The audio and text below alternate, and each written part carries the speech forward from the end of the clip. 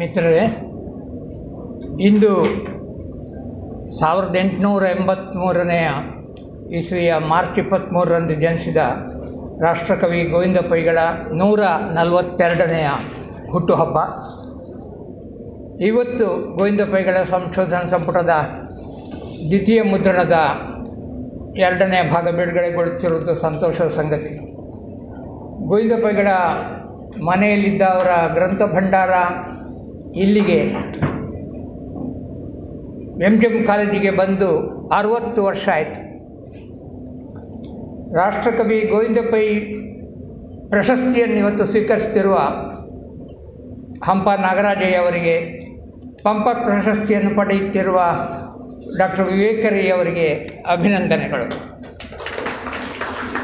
1995ರಲ್ಲಿ ಈ ಸಂಪುಟದ ಬಿಡುಗಡೆಯ ದಿನ ಅದನ್ನು ಪರಿಚಯಿಸಿದವರು ನನ್ನ ಹಿರಿಯ ಮಿತ್ರ ವಿದ್ಯಾವಾಚಸ್ಪತಿ ಬನ್ನಂಜೆ ಗೋವಿಂದಾಚಾರ್ಯ ಅವರು. ಆ ದಿನ ಗೋವಿಂದ ಪೈಗಳ ಮನೆಗೆ ತಾನು ಹೋದ, ಅವರ ಹತ್ರ ಗಂಟೆಗಟ್ಟಲೆ ಪಟ್ಟಾಂಗ ಹೊಡೆದ ಒಂದು ಘಟನೆ ನೆನಪು ಮಾಡಿಕೊಂಡು ಒಂದು ಮಾತು ಹೇಳಿದರು. ಗೋವಿಂದ ಪೈಗಳ ಮನೆಯಿಂದ ಗೋವಿಂದಾಚಾರ್ಯ ಹೊರಟಾಗ ಗೋವಿಂದ ಪೈಗಳು ಅವರನ್ನು ಬೀಳ್ಕೊಡ್ಲಿಕ್ಕೆ ಅಂತ ಗೇಟಿನವರೆಗೆ ಬಂದು, ಆಚಾರ್ಯರೇ, ನಾನು ನಿಮಗೆ ಒಂದು ಆಶೀರ್ವಾದ ಮಾಡಲಿ ಅಂತ ಕೇಳಿದ್ರಂತೆ. ಆಶೀರ್ವಾದ ಮಾಡಿದರು ಗೋವಿಂದಾಚಾರ್ಯರು. ಆಗ ಗೋವಿಂದ ಪೈಗಳು ಹೇಳಿದ್ರಂತೆ, ನೀವು ಬದುಕಿರುವಾಗ ನಿಮ್ಮ ಕುಟುಂಬದ ಯಾವ ಎಳೆಯರೂ ನಿಮ್ಮ ಕಣ್ಣ ಮುಂದೆ ಸಾಯದೇ ಇರಲಿ ಅಂತ ನಾನು ಆಶೀರ್ವಾದ ಮಾಡ್ತೇನೆ ಅಂತ. ಅಂದರೆ ಗೋವಿಂದ ಪೈಗಳು ಕಿರಿ ವಯಸ್ಸಿನ ತನ್ನ ಹೆಂಡತಿಯನ್ನು ಕಳ್ಕೊಂಡು ಒಂಟಿಯಾಗಿದ್ದವರು, ನನ್ನ ಕಾವ್ಯ ಹುಟ್ಟುವುದೇ ನಾನು ನೊಂದಾಗ ಅಂತ ಹೇಳಿದವರು. ಅವ್ರು ಹಾಗೆ ಆಶೀರ್ವಾದ ಮಾಡಿದ್ದನ್ನು ಗೋವಿಂದಾಚಾರ್ಯ ಅವತ್ತು ನೆನಪು ಮಾಡಿದರು. ಹೆಂಡತಿಯ ನೆನಪಲ್ಲಿ ಒಂದು ನಂದಾದೀಪ ಅಂತ ಕವನಗಳನ್ನು ಬರೆಯುತ್ತಾ ಆ ನಂದಾದೀಪದ ಬೆಳಕಿನಲ್ಲಿ ಅವರು ಕಾವ್ಯಗಳನ್ನು ಬರೆದರು, ಹಾಗೆ ಸಂಶೋಧನೆಯನ್ನು ಕೂಡ ಮುಂದುವರಿಸಿದರು. ಯೇಸುವಿನ ಕೊನೆಯ ದಿನಗಳ ಬಗ್ಗೆ ಅವರು ಬರೆದ ಗೋಲ್ಗೊಥಾ ಕಾವ್ಯ ಬಹುಶಃ ಈ ರವೀಂದ್ರ ಮಂಟಪದಲ್ಲಿ ನಾವು ಬಂಗಾಳಿ ವಿಮರ್ಶಕರನ್ನು, ಕನ್ನಡ ವಿಮರ್ಶಕರನ್ನು, ಭಾರತದ ಶ್ರೇಷ್ಠ ವಿಮರ್ಶಕರನ್ನು ಕರೆದು ಗೋಲ್ಗೊಥಾ ಮತ್ತು ಗೀತಾಂಜಲಿ ಇವುಗಳ ತುಲಾಭಾರ ಮಾಡಿಸಿದರೆ ಹೇಗೆ ಕಾಣಬಹುದು ಅಂತ ನಾನು ನಿನ್ನೆ ಯೋಚನೆ ಮಾಡ್ತಾ ಇದ್ದೆ. ಗೀತಾಂಜಲಿ ಮತ್ತು ಗೋಲ್ಗೊಥಾಗಳ ಒಂದು ತೌಲನಿಕ ವಿಮರ್ಶೆ ಹೇಗಾಗಬಹುದು ಅದು. ಗೋವಿಂದ ಪೈ ಸಂಪುಟದ ಮುಖ್ಯಾಂಶಗಳ ಬಗ್ಗೆ ನಾನು PPT ಮಾದರಿಯಲ್ಲಿ ಕೆಲವು ಮಾತುಗಳನ್ನಷ್ಟೇ ಹೇಳ್ತೇನೆ, ಇಲ್ಲಿ ಸಮಯದ ಮಿತಿ ಇದೆ. 95ರಲ್ಲಿ ಈ ಸಂಪುಟ ಮುದ್ರಣ ಆದಾಗ ಇದರಲ್ಲಿ 1392 ಪುಟಗಳಿದ್ದವು.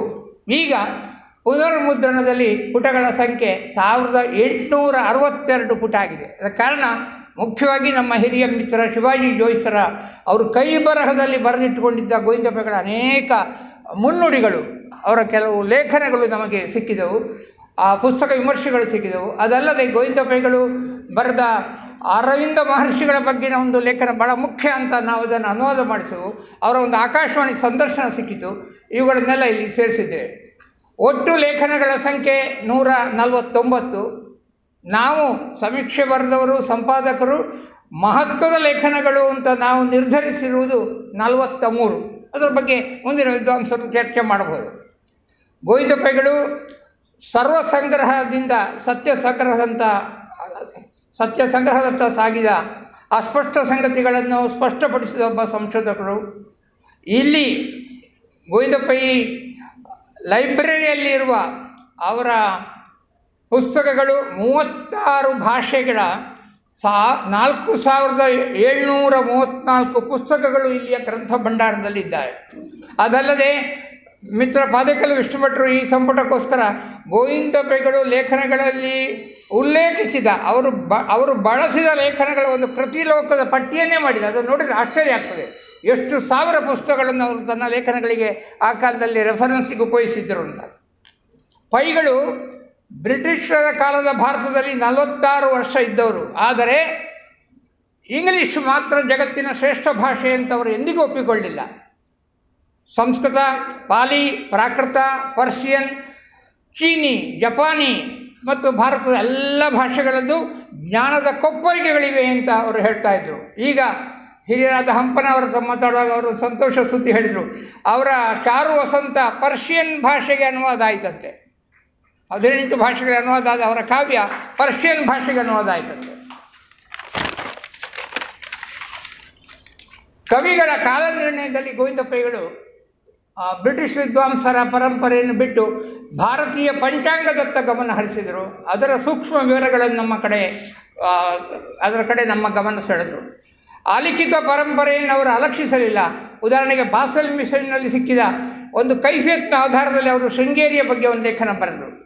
NS ಕಿಲ್ಲೆ ಅಂತ ಸಂಶೋಧಕರಿಗೆ ಕಿವಿಮಾತು ಹೇಳಿದರು, ನೀವು ತುಳುನಾಡಿನ ಇತಿಹಾಸ ಬರೆಯುವುದು ಅಂದರೆ ತುಳು ಪಾಡ್ದನಗಳನ್ನು ಸಂಗ್ರಹಿಸಬೇಕು, ಹಾಗೆ ಕೊರಗರ ಭಾಷೆಯನ್ನು ಅವರ ಜನಪದ ಸಾಹಿತ್ಯವನ್ನು ಸಂಗ್ರಹಿಸಬೇಕು ಅಂತ ಕಿವಿಮಾತು ಅವರು ಹೇಳ್ತಿದ್ರು. ಜನಪದ ಸಾಹಿತ್ಯದ ಬಗ್ಗೆ ಅವರು ದಕ್ಷಿಣ ಕನ್ನಡದ ಜಾನಪದ ಕಲಾವೈಭವ ಅಂತ ಒಂದು ಲೇಖನ ಬರೆದಿದ್ದಾರೆ. ಅದರಲ್ಲಿ ಪಂಜುರ್ಲಿ ಪಾಡ್ದನದ ಸಾಲುಗಳನ್ನು ಕೋಟ್ ಮಾಡಿದ್ದಾರೆ. ಪಂಜುರ್ಲಿ ಪಾಠದ ಅನೇಕ ಸಾಲುಗಳನ್ನು ಅಲ್ಲಿ ಉಲ್ಲೇಖಿಸಿದ್ದಾರೆ. ಇನ್ನು ಮುಖ್ಯವಾಗಿ ಅವರು ಹೆರವರ ಕನ್ನಡಕ ಒಲ್ಲದ ಒಬ್ಬ ಸಂಶೋಧಕ ಆಗಿದ್ದರು. ಬ್ರಿಟಿಷ್ ಇತಿಹಾಸಕಾರರು ಬರೆದ ಭಾರತದ ಇತಿಹಾಸವನ್ನು ನಾವು ಮರುಪರಿಶೀಲನೆ ಮಾಡಬೇಕು ಅಂತ ಅವರು ಮತ್ತೆ ಮತ್ತೆ ಹೇಳ್ತಾ ಇದ್ದಾರೆ. ಪೈಗಳ ಶೈಲಿ ಕ್ಲಿಷ್ಟ ಅಂತ ಕೆಲವರೆಲ್ಲ ಬರೆದದ್ದನ್ನು ನಾವು ನೋಡಿದ್ದೇವೆ. ಆದರೆ ಸಂಪಾದಕರಾದ ನಾವು ಪೈಗಳ ಶೈಲಿ ಕ್ಲಿಷ್ಟ ಅಂತ ಒಪ್ಪುವುದಿಲ್ಲ. ನಿಮಗೆ ಗೋವಿಂದ ಪೈಗಳ ಗದ್ಯ ಅರ್ಥ ಆಗದಿದ್ದರೆ ನಿಮಗೆ ಮುದ್ದಣ, ಪಂಪ, ಜನ್ನ, ರನ್ನ ಯಾರೂ ಅರ್ಥ ಆಗುವುದಿಲ್ಲ. ಗೋವಿಂದ ಪೈಗಳ ಗದ್ಯವನ್ನು ಅರ್ಥ ಮಾಡಿಕೊಂಡು ಮತ್ತೆ ನಾವು ಹಳೆಗನ್ನಡದ ಹತ್ರ ಹೋಗಬಹುದು. ಗೋವಿಂದ ಪೈಗಳು ಮಂಜೇಶ್ವರದ ಕಡಲ ತೀರದಲ್ಲಿ ಕೂತ್ಕೊಂಡು ಹಾಕಿದರೆ ಹಾಕಬೇಕು, ಕಡಲಲ್ಲಿ ಬೀಸು ಬಲೆಯನ್ನು ಅಂತ ಹೇಳ್ತಾ ತುಳುನಾಡು, ಕರ್ನಾಟಕ, ಭಾರತ ಇತಿಹಾಸ ಬಗ್ಗೆ ಎಲ್ಲ ಬರೆದರು.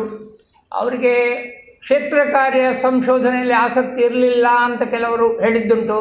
ಆದರೆ ಒಂದು ಮುಖ್ಯ ಲೇಖನ, ಅವರು ತಮ್ಮ ಹಿರಿಯರ ಬಗ್ಗೆ ಗೋವಾಕ್ಕೆ ಹೋಗಿ ಅಲ್ಲಿ ಭಗ್ನಗೊಂಡಿದ್ದ ನೂರಾರು ದೇವಸ್ಥಾನಗಳನ್ನು ನೋಡಿ, ಪೋರ್ಚುಗೀಸರು ಈಸ್ಟ್ ಇಂಡಿಯಾ ಕಂಪನಿಯವರು ಮಾಡಿದ್ದಕ್ಕಿಂತ 10 ಪಾಲು ದೌರ್ಜನ್ಯವನ್ನು ಈ ದೇಶದಲ್ಲಿ ಮಾಡಿದವರು ಪೋರ್ಚುಗೀಸರು.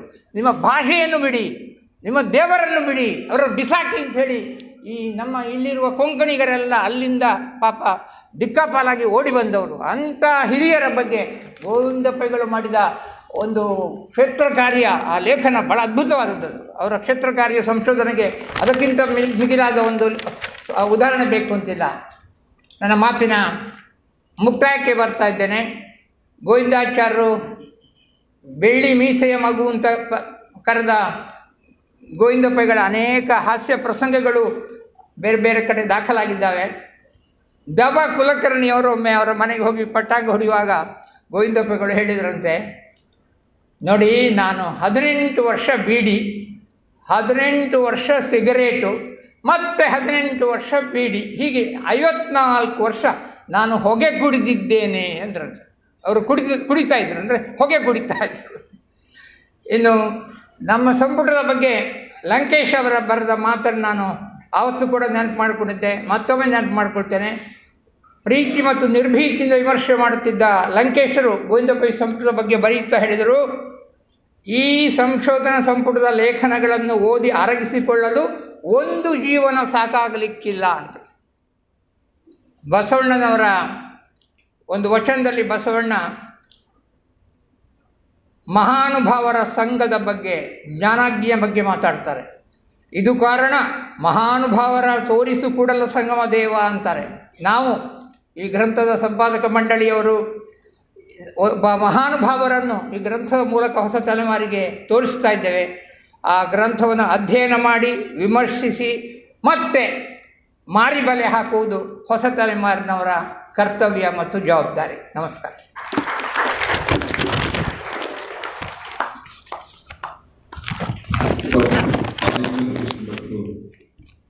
ನಿಮಿಷ ಪ್ರತಿ 8 ಮಾತಾಡಬೇಕು ಅಂತ ಹೇಳಿ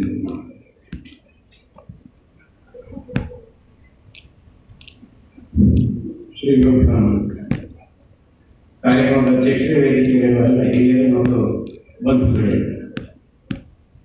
ಇಂತಹ ಸುವರ್ಣಾವಕಾಶಗಳು ಎಲ್ಲರಿಗೂ ಜೀವಮಾನದಲ್ಲಿ ಒಂದು ಸಲ ಆದರೂ ದೊರಕ್ತದೆ ಅಂತ ಹೇಳಿ ಸಾಧ್ಯ ಇಲ್ಲ. ಅಂಥ ವಿಶೇಷವಾದಂತಹ ಸಂದರ್ಭ ನಮಗೆ ಬರೆದಿದೆ. ಅದರಲ್ಲಿಯೂ ನಮ್ಮ ಸಂಪಾದಕ ಮಂಡಳಿಯವರಿಗೆ, ಸಂಪಾದಕರಾದವರಿಗೆ ಇದೊಂದು ವಿಶೇಷವಾದಂತಹ ಸಂದರ್ಭವೇ ಹೌದು.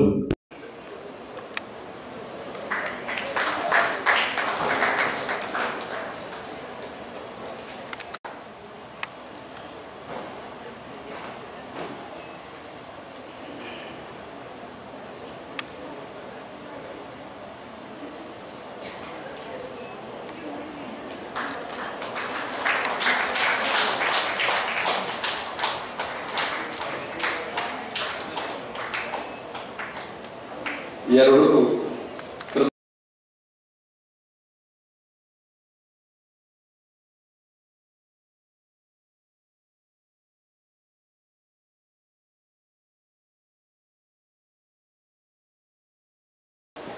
ಆಗಿರೋರು ಎಲ್ಲರೂ ಹೊಂದಿದ್ದಾರೆ.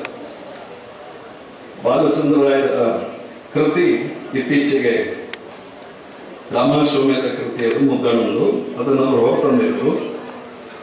ಅದರ ಒಂದು ಪ್ರತಿಯನ್ನು ಇವತ್ತಿನ ಗೋವಿಂದ ಪೈ ಪ್ರಶಸ್ತಿ ವಿಜೇತರಾದಂತಹ ಡಾಕ್ಟರ್ ಹಂಪ ನಾಗರಾಜ ಅವರಿಗೆ ನೀಡಬೇಕು ಅಂತೇಳಿ ಅವರ ಆಸೆ ಇತ್ತು. ಅದನ್ನು ಅವರು ನಿರ್ವಹಿಸಬೇಕು. ಹಾಗೆಯೇ ಬಾಲಚಂದ್ರರಾಯರಿಗೆ ಇವತ್ತು ಬಿಡುಗಡೆಯಾದಂತಹ ಸಂಶೋಧನಾ ಸಂಪುಟವನ್ನು ಅವರಿಗೆ ನೀಡಬೇಕು ಅಂತೇಳಿ ನಾನು ವಿವೇಕ್ ಅವರಲ್ಲಿ ಕೇಳಿಕೊಳ್ಳುತ್ತೇನೆ.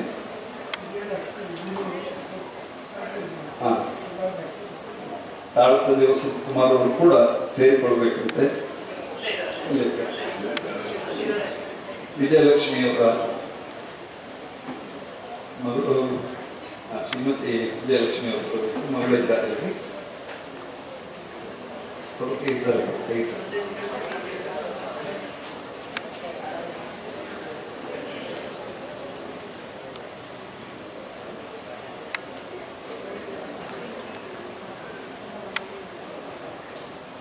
ನಂದಳಕ್ಕೆ ಬಾಲಚಂದ್ರರಾಯರು ಮುದ್ದಣ್ಣನಿಗೆ ಅಪಾರವಾದಂತಹ ಕೆಲಸಗಳನ್ನು ಮಾಡುವಂಥದ್ದು. ಯಾಕಂದ್ರೆ ಐಸ್ ಕ್ರೀಮ್ ಬಂದಿತ್ತು ಆಫೀಸಿಗೆ, ಅದನ್ನು ಹಂಚಿದವರು professor Muralidhar Upadhyaya. Ice cream ಯಾಕಂದ್ರೆ ಕೆಲಸ ಮುಗಿಯಿತು, ಬಹಳ ಚೆನ್ನಾಗಿ ನಡೆದಿದೆ, ಅದಕ್ಕೋಸ್ಕರ ಖುಷಿಯನ್ನು ಹಂಚಿಕೊಳ್ಳುತ್ತೇನೆ ಅಂತ ಹೇಳಿ ಎಲ್ಲರಿಗೂ ಐಸ್ ಕ್ರೀಮ್ ಹಂಚಿದ್ದಾರೆ ಪ್ರೊಫೆಸರ್ ಮುರಳೀಧರ್ ಉಪಾಧ್ಯಾಯ ಅವರು ಈ ಕೃತಿಯ ಸಂಪಾದಕರಲ್ಲಿ ಒಬ್ಬರು. ಅವರಿಗೂ ಮತ್ತು ನನ್ನ ಗುರುಗಳಾದಂಥ ಡಾಕ್ಟರ್ ಪಾಲಿಕ ವಿಷ್ಣುಭಟ್ ಅವರಿಗೆ ವಿಶೇಷವಾದಂತಹ ಕೃತಜ್ಞತೆಯನ್ನು ಸಲ್ಲಿಸ್ತೇನೆ.